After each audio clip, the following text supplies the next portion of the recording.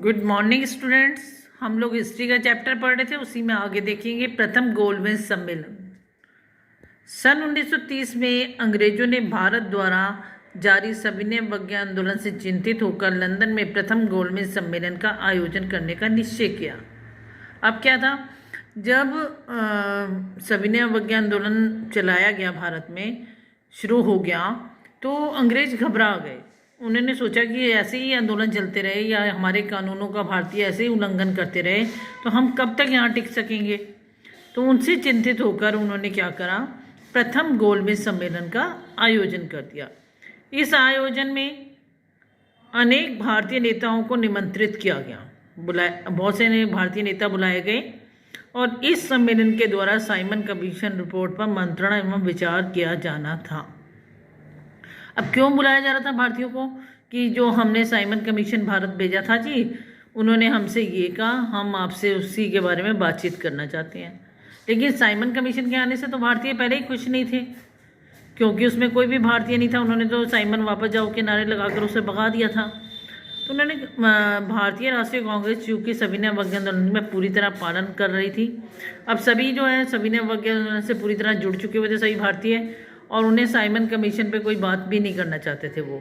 तो इसलिए वो इनके जो प्रथम गोलमेज सम्मेलन होता है उसका बहिष्कार कर देते हैं, उसमें नहीं जाते। ठीक है, यहाँ लिखा है देखो, सभी नेताओं ने मिलकर प्रथम गोलमेज सम्मेलन का बहिष्कार कर दिया। इस प्रकार इस सम्मेलन में किसी भी प्रकार से के भारतीय विचारों का आदान प्रदान नहीं हो सका और मतलब ना भारतीयों ने उसमें कोई अपनी सलाह दी ना कुछ दिया। अगला हमारा है द्वितीय गोलमेज सम्मेलन। ब्रिटिश सरकार ने कांग्रेस के समक्ष पुनः वार्ता का प्रस्ताव रखा। अब उन्होंने कहा, ब्रिटिश सरकार ने कहा कि हम दोबारा आपसे बातचीत करना चाहते हैं। अतः द्वितीय गोलमेज सम्मेलन का आयोजन किया गया और उसके लिए उन्होंने क्या करा, एक सम्मेलन और कर दिया, यानी पहले वाला प्रथम गोलमेज सम्मेलन कराया, दूसरा द्वितीय हो गया। और जिसका नेतृत्व किसने किया, लॉर्ड इरविन ने। और यह जो समझौता है वो इरविन गांधी समझौते के नाम से भी जाना जाता है। क्यों? क्योंकि इसमें गांधी जी और इरविन के बीच में एक समझौता हुआ था आपस में, तो इसलिए। परंतु इस समझौते का भी कोई निष्कर्ष नहीं निकला। ठीक है, उन्होंने समझौता तो कर लिया कि ठीक है भाई हम मान लेते हैं आपकी, लेकिन गांधी जी ने 1932 में पुनः आंदोलन आरंभ कर दिया, फिर दोबारा आंदोलन शुरू किया। उसका कारण क्या था,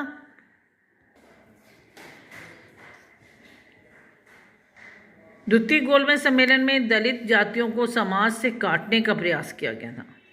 ठीक है, और 1932 में उन्होंने आंदोलन करा और उन्हें वापस जेल में डाल दिया गया, गांधी जी को। ठीक है, और अछूतों को इस आंदोलन मतलब अपने साथ जोड़ने का प्रयास नहीं किया उन्होंने।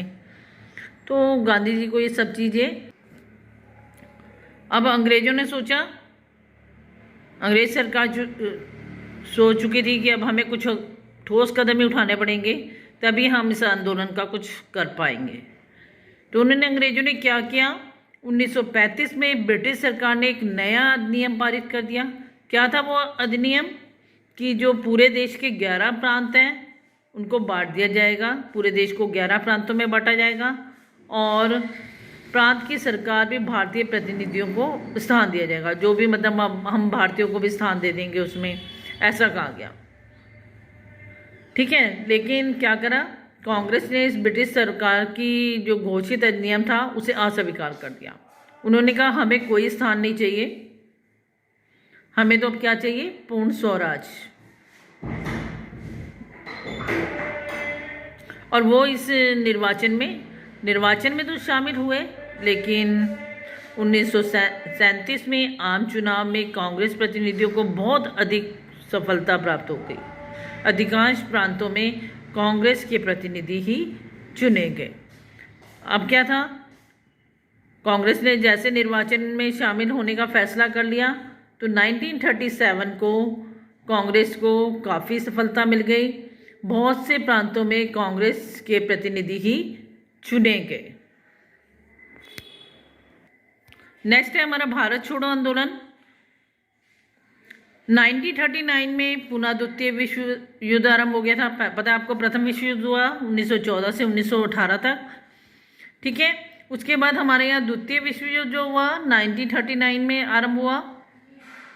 ब्रिटिश सरकार ने बिना भारतीय जनप्रतिनिधियों से सलाह लिए भारत को द्वितीय विश्व युद्ध में झोंक दिया, ठीक है। उन्होंने कहा, ब्रिटिश सरकार ने पूछना भी जरूरी नहीं समझा लोगों को कि वह भारत इसमें शामिल होना चाहता है या नहीं।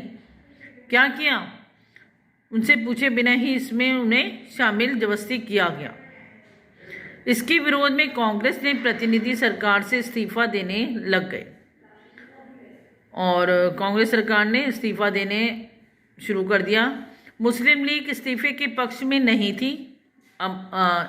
हिंदुओं ने तो दिया इस्तीफा, लेकिन मुसलमान लोग इस्तीफा नहीं देना चाहते थे।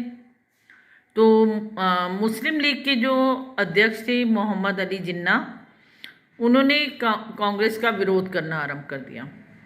जब हिंदू और मुसलमान बट गए आपस में, ठीक है, मुसलमानों ने जब कांग्रेस का विरोध करना शुरू कर दिया तो क्या हुआ, अंग्रेजों ने इसका फ़ायदा उठाया।